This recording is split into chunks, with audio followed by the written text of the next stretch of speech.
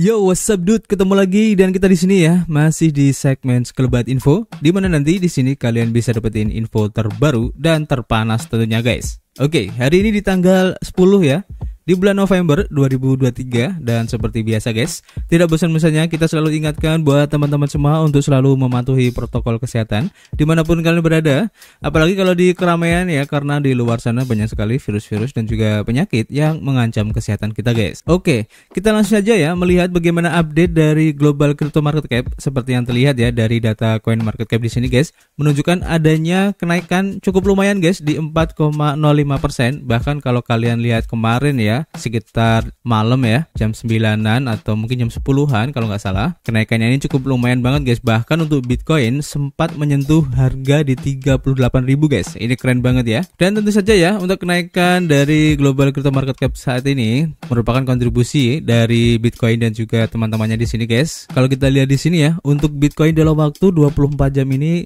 memang mengalami kenaikannya cuma di 1,75%, tapi kalau kalian lihat semalam itu naiknya sempat menyentuh di 6%-an guys. Ini keren banget. Bahkan sudah menyentuh di harga 38.000. Keren kan?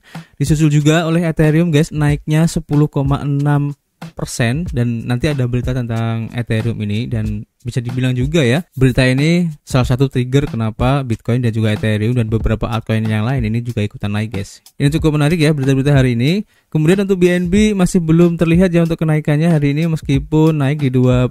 Kemudian XRP justru malah minus ya di 3,75%. Untuk Solana ini juga naiknya cukup lumayan guys, naiknya juga cukup tinggi. Dan beberapa altcoin kalau kalian lihat semalam ya, ini hijau semua. Banyak altcoin yang juga terkena pengaruhnya ya dari efek kenaikan Bitcoin dan juga Ethereum ini guys. Dan rata-rata perubahan yang terjadi untuk altcoin itu sebagian besar ya, rata-rata di 4-5% guys. Ini keren banget ya. Meskipun sekarang sudah ada koreksi, karena pasti ya di beberapa altcoin para investor yang masuk itu sudah mendapatkan keuntungan dan mereka keluar dari market ya untuk take profit sementara guys. Dan ini terlihat ya dari pergerakan harganya di sini langsung turun ya. Di sini juga turun, kemudian ini juga turun, ini turun. Nah, ini juga turun ya. Jadi terlihat perilaku dari investor yang mengambil taking profit di sini guys. Kemudian juga untuk Fear and Greed Index, di mana kemarin kalau kalian lihat itu di posisi 74 ya, dan sekarang naik di posisi 77. Poinnya ini keren, naik 3 poin. Ini keren banget ya. Dan ini menunjukkan bahwa antusiasme dari para investor ini sudah mulai optimis ya untuk masuk ke market crypto guys. Ini keren banget. Nanti kita akan update lagi ya. Kemudian kalau kita lihat perubahan yang terjadi ya dari pergerakan harga Bitcoin, terlihat di sini guys, seperti yang tadi saya bilang bahwa semalam ini naiknya cukup tinggi untuk Bitcoin ini, dan bahkan menyentuh di harga 38.000,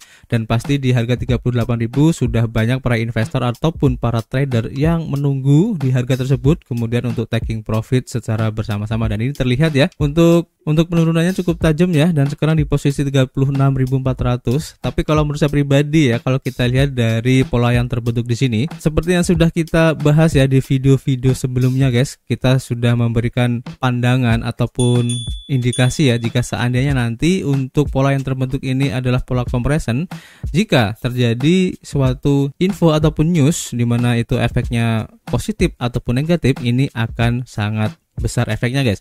Dan ternyata efeknya adalah positif guys, sehingga naiknya semalam cukup tinggi banget ya, sekitar 6%-an untuk Bitcoin ini. Dan tentu saja itu juga akan mengerek altcoin yang lain guys. Dan kalau menurut saya pribadi ya, ini masih bagus guys untuk polanya. Kenapa? Karena di sini untuk close candle-nya tidak membentuk suatu pola doji ataupun hammer ya. Orang-orang bilang kayak gitu. Dan kalau pola yang terbentuk seperti ini untuk close candle-nya berada di tengah-tengah kayak gini, kemudian akan lanjut untuk kenaikannya guys. Dan wajar ya untuk penurunan setelah close candle di sini masih merah. Ini adalah perilaku wajar dari para investor yang bisa dibilang mereka yang mengambil taking profitnya agak telat ya. Dan pasti di sini sudah ada beberapa investor juga yang menunggu di harga sekitar 36.500 ataupun di 36.000 guys, sesuai dengan titik support psikologi ya, dimana biasanya itu terjadi di angka-angka bulat ya, seperti di 36.000, 38.000 atau di harga-harga bulat lainnya guys. Jadi untuk rekomendasi DCA kita rekomendasikan di harga $36.000 atau di 36.500 ya untuk lebih agresifnya. Dan untuk lebih konservatif lagi, kalian bisa tunggu tepatnya di $35.000 aja ya, karena kalau kita lihat ini pergerakan dari MA20 di time frame daily-nya, kalau melihat pergerakan grafiknya harusnya ini beberapa hari mendatang ini akan naik guys, sehingga kemungkinan besar akan menyentuh di sekitaran harga $35.000 guys. Kalian bisa ambil di posisi itu untuk lebih konservatif. Dan kita ucapkan selamat ya buat teman-teman yang mungkin kemarin mengikuti video kita ya, dan rekomendasi yang kita sudah sampaikan di video-video sebelumnya. Pasti sekarang sudah mendapatkan profit yang cukup lumayan banget guys. Apalagi kalau kalian mengikuti di sekitar harga di sini ya yang sudah kita rekomendasikan, pasti profitnya sudah cukup lumayan banget. Jadi kita ucapkan selamat ya buat teman-teman semua. Dan sekarang pertanyaannya guys, kenapa Bitcoin hari ini naiknya cukup lumayan banget, bahkan semalam naiknya sampai 6% guys. Kita sudah mencari dan kita kumpulkan beberapa informasi news-news yang berkembang ya, yang sekiranya ini berpeluang ataupun berpotensi membuat harga Bitcoin ini naiknya cukup lumayan guys. Oke, kita mulai. Pertama informasinya kita lansir dari harian The Block ya, di mana di sini diinformasikan bahwa ARK Invest milik Cathie Wood ini bersiap-siap untuk meluncurkan rangkaian ETF baru dengan 21 shares yang dikatakannya akan memberikan investor serangkaian opsi yang kuat untuk memperkenalkan exposure ke aset digital ke dalam portofolio guys. Nah ini menarik ya. Jadi memanfaatkan sinyal on-chain dan pengalaman asli kripto mereka ya. Rangkaian produk ini bertujuan untuk memberikan apresiasi modal jangka panjang melalui investasi strategis dalam kontrak berjangka Bitcoin dan juga Ethereum dan penerapan teknologi blockchain guys. Ini menurut laporan dari 21 Shares. Jadi ETF akan terdaftar di Chicago Board Option Exchange atau CBOE menurut prospektus. Ada total 5 produk yang akan mulai diperdagangkan minggu depan ini guys. Selain kontrak berjangka Bitcoin dan Ether ini ya, ada satu produk akan berinvestasi ke dalam campuran termasuk ekuitas publik perusahaan yang terlibat dalam industri blockchain. Ini menurut situs web dari 21 Shares. ARK Invest juga menekankan bahwa dana tersebut masih tidak akan menawarkan kesempatan untuk berinvestasi langsung ke dalam aset digital ini, baik reksadana maupun ETF yang mendasarinya tidak berinvestasi langsung ya pada Bitcoin atau aset digital lainnya, atau mempertahankan exposure langsung ke spot Bitcoin. Ini kata ARK Invest ya. Dan investor yang mencari exposure langsung ke harga Bitcoin harus mempertimbangkan investasi selain reksadana. Kemudian ya, kalau kita lansir juga dari harian bitcoin.com ya, dan ini cukup menarik guys, semalam cukup ramai diperbincangkan, di mana diinformasikan ya bahwa BlackRock ini mendaftarkan iShares Ethereum Trust dengan divisi perusahaannya yang di Delaware guys. Jadi sebagai manajer aset terbesar di dunia ya berdasarkan aset yang dikelola, BlackRock ini telah secara resmi guys mendaftarkan iShares Ethereum Trust dengan divisi perusahaan Delaware. Dokumen tertanggal 9 November 2023 tersebut mengidentifikasi trust tersebut sebagai hukum dan mengakui BlackRock Advisor sebagai pihak yang mengajukan guys. James Seyffart, analis ETF Bloomberg, menarik perhatian pada pengajuan di platform sosial X-nya atau Twitter ya, memverifikasi keasliannya guys. Jadi katanya banyak orang yang bertanya apakah ini nyata, dan dia menjawab ini nyata ya. Kemudian entitas dengan nama ini memang terdaftar di Delaware, hanya itu yang bisa kami konfirmasi saat ini. Gambar-gambar itu nyata dan berasal dari situs web negara bagian Delaware guys, konfirmasi dari Seyffart ini. Jadi para pengamat pasar berspekulasi bahwa BlackRock memposisikan diri untuk memperkenalkan ETF spot Ethereum guys, setelah mendapatkan persetujuan dari regulator untuk inisiatif ETF spot Bitcoin-nya. Pengajuan BlackRock untuk ETF Bitcoin spot dilakukan pada 15 Juni 2023 dan perusahaan saat ini sedang menunggu keputusan dari SEC guys untuk ETF spot Bitcoin ini.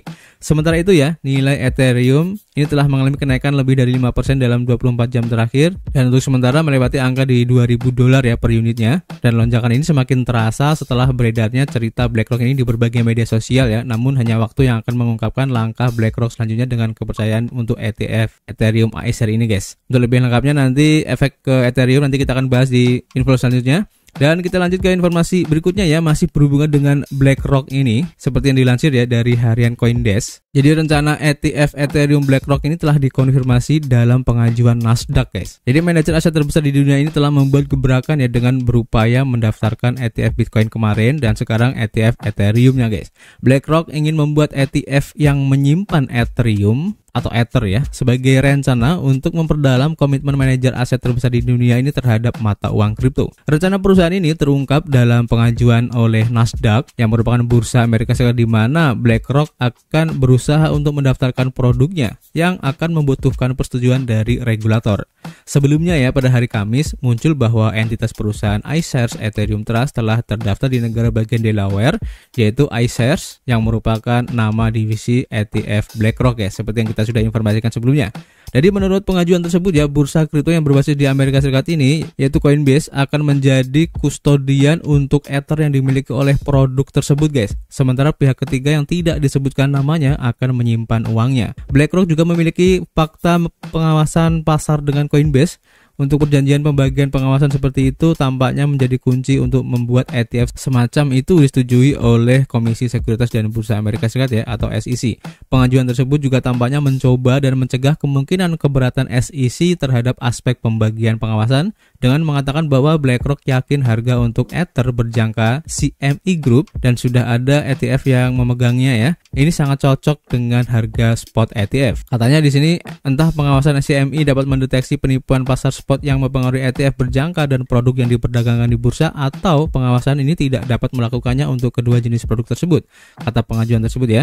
Setelah menyetujui ETF berjangka ETH sebagian berdasarkan pengawasan tersebut, komisi telah dengan jelas menentukan bahwa pengawasan CME dapat mendeteksi penipuan pasar spot yang akan mempengaruhi ATP spot, dan sponsor dengan demikian percaya bahwa ia juga harus menyetujui ATP spot Ethereum atas dasar itu guys. Nah ini menarik ya. Kemudian selanjutnya ya, dikonfirmasi dari Watcher.guru ya. Kira-kira bagaimana sih kepercayaan diri dari BlackRock ini untuk ETF? Nah di sini dilansir bahwa BlackRock ini sangat yakin untuk SEC guys akan menyetujui ETF spot Bitcoin ya pada bulan Januari tahun depan. Jadi Fox News ini melaporkan bahwa BlackRock yakin bahwa SEC akan menyetujui ETF spot Bitcoin pada bulan Januari, di mana Charles Gasparino dari Fox Business Network membagikan laporan tersebut hari ini, di mana berita ini muncul setelah perusahaan manajemen aset senilai $9 triliun telah mendaftarkan Ethereum Trust di Delaware. BlackRock telah menjadi salah satu dari banyak lembaga keuangan yang ingin menghadirkan ETF spot Bitcoin pertama di Amerika Serikat, dan ini adalah salah satu aplikasi tertunda ya yang paling banyak dipublikasikan bersama dengan Grayscale. SEC masih menyimpan beberapa aplikasi ETF Bitcoin yang berbeda, namun BlackRock ini dilaporkan yakin bahwa aplikasinya akan jelas untuk maju pada Januari 2024 nanti. Setelah disetujui, belum ada kepastian yang mengenai jadwal yang akan berlaku untuk ETF institusi tersebut guys. Sekarang ya, setelah ada kepastian tanggal persetujuan untuk ETF Bitcoin spot BlackRock, para analis sekarang akan mulai mempertimbangkan ETF Ethereum spot BlackRock ini juga. Setelah iShares Ethereum Trust didaftarkan hari ini, dengan potensi persetujuan akan menandai dana yang diperdagangkan di bursa yang pertama di Amerika Serikat untuk Bitcoin ataupun Ethereum. Di tengah-tengah berita ini memang BlackRock masih menghadapi cukup banyak kontroversi ya, di mana pada hari Kamis sebelumnya sekelompok aktivis pro-Palestina melakukan protes di kantor pusat perusahaan manajemen investasi global ini di Manhattan guys. Kalian bisa lihat beritanya di Watcher.guru juga ya. Jadi ini menarik ya, kalau kita lihat perkembangan semalam ini cukup signifikan banget guys, dan ini mengindikasikan ya bahwa BlackRock ini benar-benar yakin dengan ETF-nya. Dalam hal ini mereka sudah mendaftarkan ETF Bitcoin Spot, dan sekarang pun Ethereum juga didaftarkan oleh mereka. Ini keren banget ya. Kita akan lihat dan kita akan update terus ya untuk perkembangan dari drama ETF ini guys. Jadi kalian tetap stay tune aja di channel kita ini. Kemudian kita lanjut ke informasi berikutnya ya. Kira-kira dari beberapa informasi yang tadi, efek terhadap Ethereum bagaimana guys? Kalau kita lansir ya dari harian Cointelegraph di sini ya, diinformasikan bahwa harga Ethereum ini mencapai level tertinggi 6 bulan di tengah gebrakan ETF spot BlackRock. Tetapi yang menjadi pertanyaan di sini, di mana permintaan untuk retailnya guys? Jadi harga ETH akhirnya menembus resisten di $2.000, tetapi akankah permintaan retail dan penggunaan jaringan mendukung momentum bullish saat ini? Jadi kalau kita lihat di sini ya, Ether mengalami rally 8% yang mengejutkan pada 9 November kemarin, menembus batas di $2.000 ya untuk harganya dan mencapai level harga tertinggi dalam 6 bulan ini guys. Lonjakan ini yang dipicu oleh berita BlackRock yang mendaftarkan iShares Ethereum Trust di Delaware mengakibatkan likuidasi senilai $48 juta ya dalam kontrak berjangka Ethereum, di mana pengumuman awal dibuat oleh Ed Summerstings di jejaring sosial yang kemudian dikonfirmasi oleh analis ETF Bloomberg. Seperti yang bisa kalian lihat dari akun Twitter ini ya, kalian bisa cek sendiri. Jadi berita tersebut memicu ekspektasi optimis mengenai potensi pengajuan ETF spot Ether oleh BlackRock, dan spekulasi ini menyusul pendaftaran iShares Bitcoin Trust BlackRock di Delaware pada bulan Juni 2023 kemarin, seminggu sebelum aplikasi ETF spot Bitcoin awal mereka. Namun, tanpa pernyataan resmi dari BlackRock, investor ini mungkin telah mengambil keputusan yang salah meskipun pengaruh manajer aset dalam keuangan tradisional membuat mereka yang bertaruh terhadap kesuksesan Ether berada dalam posisi yang genting, guys. Nah, untuk memahami bagaimana posisi berdagang profesional setelah rally yang mengejutkan ini, seseorang harus menganalisis metrik turunan untuk Ethereum. Dan biasanya perdagangan berjangka bulan Ether diperdagangkan dengan premi tahunan di 5% guys, sampai 10% dibandingkan dengan pasar spot, yang menunjukkan bahwa penjual meminta uang tambahan untuk menunda penyelesaian guys. Seperti yang terlihat ya dari grafik di sini. Premi berjangka Ether melonjak menjadi 9,5% pada 9 November, menandai level tertinggi dalam lebih dari 1 tahun dan menembus di atas ambang batas netral 5% pada 31 Oktober. Pergeseran ini mengakhiri periode bearish 2 bulan dan rendahnya permintaan untuk posisi long dengan leverage. Untuk menilai apakah penembusan di atas $2.000 ini telah menimbulkan optimisme yang berlebihan ya, para pedagang harus memeriksa pasar option dari Ether juga. Ketika para trader mengantisipasi penurunan harga Bitcoin, kemiringan delta di 25% cenderung naik di atas 7%, sementara periode kegembiraan biasanya itu turun di bawah negatif 7% guys. Kemiringan delta 25% untuk option Ether bergeser ya dari netral menjadi bullish pada 31 Oktober dan kemiringan di minus 13% saat ini adalah yang terendah dalam lebih dari 12 bulan, tetapi jauh dari kata terlalu optimis guys, dimana level yang sehat seperti itu telah menjadi normal selama 9 hari terakhir, yang berarti investor Ether mengantisipasi momentum bullish ini. Seperti yang terlihat ya dari grafik di sini guys. Kalian bisa cek sendiri. Ada sedikit keraguan bahwa kenaikan Ether berada di atas angin terlepas dari narasi ETF spot karena ETH naik 24% sebelum berita BlackRock ini ya, antara 18 Oktober dan 8 November, dan aksi harga ini mencerminkan permintaan yang lebih tinggi untuk jaringan Ethereum seperti yang tercermin dari volume 30 hari aplikasi terdesentralisasi atau DEX teratas ini guys, seperti yang terlihat dari gambar di sini guys. Namun ya, ketika menganalisis struktur pasar mata uang kripto yang lebih luas ini, terutama indikator retail, ada beberapa ketidakkonsistenan dengan lonjakan optimisme dan permintaan leverage menggunakan turunan Ether ini, di mana indikator retail menunjukkan permintaan yang tidak aktif untuk Ethereum dan mata uang kripto. Sebagai permulaan, pencarian Google untuk pembelian Ethereum, yaitu kata kuncinya beli ETH dan juga beli Bitcoin, ini telah stagnan ya selama seminggu terakhir ini guys. Seperti yang terlihat ya dari data di sini, grafiknya ada ya. Dan orang mungkin akan berpendapat bahwa trader retail biasanya tertinggal dalam tren naik dan biasanya itu memasuki siklus beberapa hari atau minggu setelah harga utama dan level tertinggi 6 bulan tercapai. Namun telah terjadi penurunan permintaan untuk mata uang kripto ketika menggunakan premi stablecoin sebagai pengukur aktivitas pedagang retail kripto di Cina. Premium stablecoin mengukur perbedaan antara USD Tether peer-to-peer yang berbasis di China perdagangan dan dolar Amerika Serikat. Permintaan beli yang berlebihan cenderung menekan indikator di atas nilai wajar pada 100% dan selama pasar bearish, dan penawaran pasar Tether dibanjiri yang menyebabkan diskon 2% atau lebih tinggi. Saat ini ya, premi untuk Tether di OKX mencapai 100,9%, yang mengindikasikan permintaan yang seimbang dari investor retail, dan level ini kontras dengan 102% dari 13 Oktober misalnya sebelum total kapitalisasi pasar kripto melonjak 30,6% hingga 9 November. Hal ini menunjukkan bahwa investor Cina belum menunjukkan permintaan yang berlebihan untuk konversi fiat ke kripto menggunakan stablecoin. Pada intinya ya, rally untuk Ether di atas $2.000 ini tampaknya didorong oleh pasar derivatif ya, dan ekspektasi persetujuan ETF spot, dan kurangnya permintaan retail belum tentu merupakan indikator koreksi yang akan datang. Namun hype seputar registry Ethereum Trust BlackRock ditambah dengan leverage yang berlebihan pada derivatif Ethereum menimbulkan kekhawatiran sehingga menguji level support di $2.000 guys. Jadi intinya guys, untuk kenaikan Bitcoin ataupun Ethereum semalam ini lebih cenderung dari pasar derivatif ya, bukan dari pasar spot, sehingga biasanya efek dari pasar derivatif itu akan cepat atau signifikan, tapi untuk koreksinya pun juga akan cepat dan signifikan guys, dan itu terlihat dari pergerakan grafik Bitcoin tadi guys ya. Jadi kita tunggu aja nanti seperti apa pergerakan pasar untuk spotnya, karena untuk pasar spot itu biasanya akan lebih kuat ya untuk mempertahankan harganya. Ini cukup menarik untuk diikuti, jadi kalian tetap stay tune aja. Dan untuk berita terakhir ya, ini juga cukup menarik guys, seperti yang kita lansir dari CoinDesk, diinformasikan bahwa token FTT ya dari FTX yang sudah bangkrut kemarin ini naik 90%, dan di sini disebutkan ya karena adanya komentar dari Gensler yang mengatakan bahwa lakukan sesuai hukum. Jadi kata Gensler sehubungan dengan laporan pembeli yang muncul untuk pertukaran kripto yang gagal ini guys. Jadi FTT yang merupakan token asli dari pertukaran mata uang kripto yang sudah tidak berfungsi ya, yaitu FTX, ini telah melonjak hingga 90% setelah komentar dari Ketua Komisi Sekuritas dan Bursa Amerika Serikat SEC, yaitu Gary Gensler, yang memperingatkan ya bahwa jika ada orang yang ingin terlibat dalam kripto, mereka harus melakukannya sesuai dengan hukum setelah serangkaian tawaran untuk meribut FTX guys. Jadi menanggapi pertanyaan tentang apakah Tom Farley, mantan presiden Bursa Efek New York, yang katanya tuh ingin membeli FTX guys, dan Gensler mengatakan jika Tom atau siapapun yang ingin berada di bidang ini, saya akan mengatakan lakukan sesuai hukum. Jadi bangun kepercayaan investor terhadap apa yang Anda lakukan dan pastikan bahwa Anda melakukan pengungkapan yang tepat dan juga bahwa Anda tidak mencampurkan semua fungsi ini, berdagang melawan pelanggan Anda, lanjut Gensler ya, atau menggunakan aset kripto mereka untuk tujuan Anda sendiri guys. Jadi intinya siapapun yang ingin mengakuisisi FTX ini boleh, siapa aja ya, tapi harus dilakukan secara hukum ya, kata Gensler ini.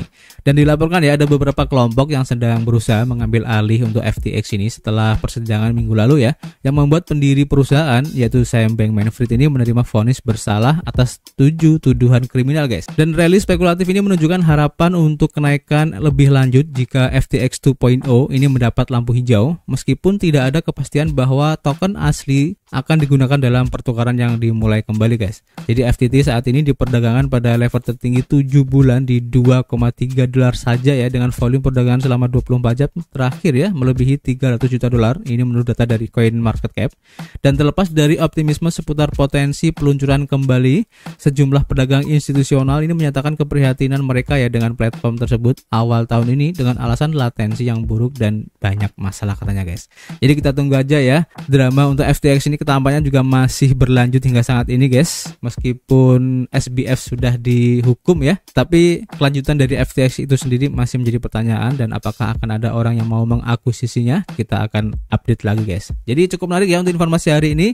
Bagaimana menurut pendapat kalian? Kalian bisa tulis di kolom komentar ya, dan nanti kita akan update lagi jika ada informasi yang cukup menarik.